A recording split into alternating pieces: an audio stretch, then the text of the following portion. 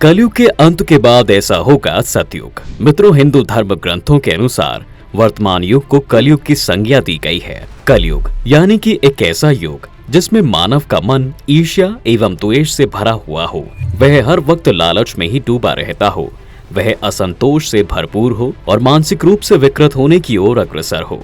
पुराणों के अनुसार कलयुग मानव के लिए श्राप के समान है। इसमें धर्म का मात्र 1/4 भाग ही रह जाएगा।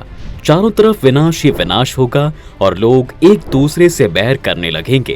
एक कथा के अनुसार द्वापर युग में एक दिन एक व्यक्ति ने भगवान विष्णु से पूछा था कि प्रभु, वर्तमान युग यानी द्वापर युग है तो यह तो हम सभी को ज्ञात है, परंतु आने वाले समय में जब काल चक्र घूमेगा और द्वापर युग खत्म होकर कलयुग आएगा, तब उस समय जो मेरे समान आम मानव जीवित होंगे वह कैसे पहचानेंगे कि अब कलयुग शुरू हो चुका है या चल रहा है। तब भगवान विष्णु ने कहा, हे वत्स, जब दुनिया में हर तरफ पाप बढ़ने लगेगा और लोग दुराचारी तथा व्यभिचारी होने लगेंगे, तब समझ लेना कि कलयुग शुरू हो चुका है।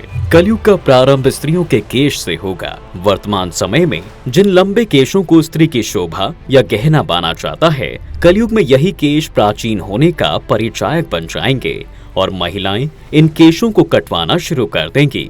इस तरह पूरे कलयुग में हमें कहीं भी लंबे केश देखने को नहीं मिलेंगे। इसके अलावा हर जगह बस ग्रह कलेश ही ग्रह कलेश दिखाई देगा। लोग अपने घर वालों के खिलाफ भी षड्यंत्र और हिंसा का सहारा लेने लगेंगे। यहाँ तक कि पुत्र अपने पिता पर भी हाथ उठाना शुरू कर देंगे। जब यह सब कुछ घटित होने लगे तो समझ लेना कि कलयुग अपने उरूज पर या चरमोत्कर्ष पर पहुंच चुका है। इसके बाद कलयुग इतना शक्तिशाली हो जाएगा कि वह हम तीनों ब्रह्मा, विष्णु, महेश पर भारी पड़ने लगेगा। इसलिए हम तीनों मिलकर एक हो जाएंगे और इस कलयुग का विनाश कर देंगे। हमारे धर्म ग्रंथों के अनुसार कलयुग की उम्र 4,32,000 वर्ष लंबी होगी। वर्तमान समय में तो कलयुग के प्रारंभिक वर्ष ही चल रहे हैं और इसकी शुरुआत 3102 ईसा पूर्व से हुई थी। कलयुग का अंत का उल्लेख हमें ब्रह्म पुराण में देखने को मिलता है।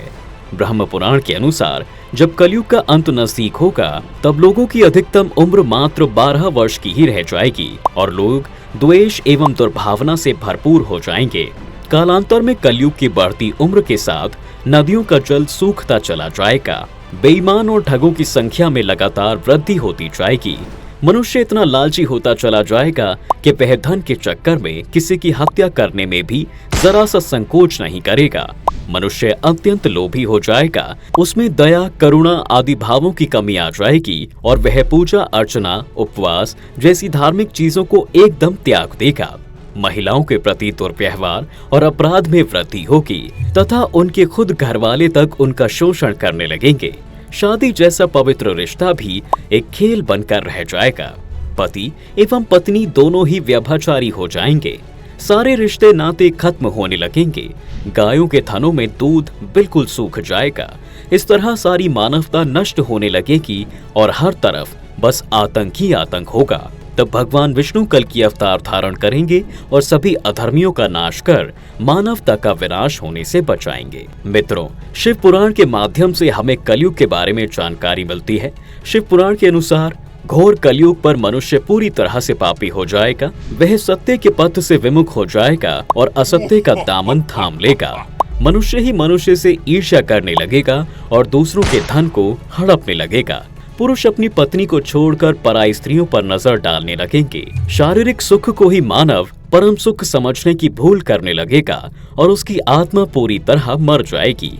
इस समय में मानव घोर नास्तिक हो जाएगा और पशुओं की तरह व्यवहार करने लगेगा। वर्ण व्यवस्था नष्ट होने लगेगी। सभी वर्ण अपना अपना धर्म भूलने लगेंगे।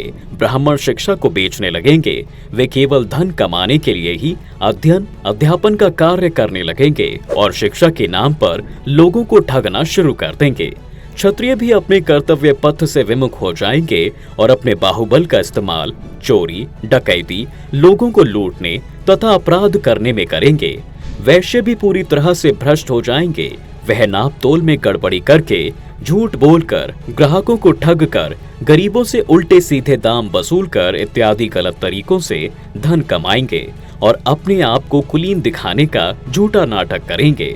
पत्नियां अपने पति से गलत तरीके से व्यवहार करना शुरू कर देंगी। वह अपने सास ससुर का बिल्कुल भी आदर नहीं करेगी, वह किसी की भी बात नहीं मानेगी, वह अपना मातृ धर्म त्याग देंगी और व्यभिचारिणी हो जाएंगी।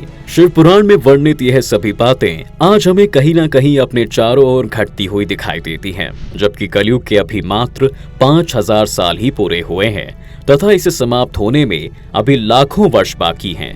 जब वर्तमान में स्थिति इतनी भयावह है तो जब कलयुग अपने चरम पर होगा तो क्या ही हाल होगा। कलयुग का अंतिम समय। मित्रों, भगवान श्री कृष्ण ने श्रीमद् भागवत में कहा है कि कलयुग के अंतिम समय में बड़े बड़े युद्ध होंगे, पृथ्वी का तापमान अत्यधिक बढ़ जाएगा, हर तरफ लूटपाट होने लगेगी, चोरों के घर में चोरी होने लगेगी, हत्यारों की भी हत्या होने लगेगी, अपराधी ही अपराधी को मारने लगेंगे। इस तरह आपस में ही लड़ झगड़ कर सारे पापी नष्ट हो जाएंगे और आम जनता को इन दुराचारियों से मुक्ति मिल जाएगी। कालांतर में लोगों की अधिकतम आयु 12 वर्ष ही रह जाएगी और इसके बावजूद भी वे अत्यधिक रोगी, दुर्बल और जर्जर अवस्था में ही होंगे। लोग इतने रोगी होंगे कि उनकी इंद्रिय शक्ति ही क्षीण हो जाएगी और उनका नाश होने लगेगा। तब भगवान विष्णु भगवान कल्कि के रूप में अवतरित होंगे। वे पापियों का नाश करेंगे और दयावानों को सभी कष्टों से मुक्ति दिलाएंगे। इस तरीके से कलयुग का अंत होगा और एक नया युग फिर से शुरू होगा, जिसे सतयुग कहा जाएगा।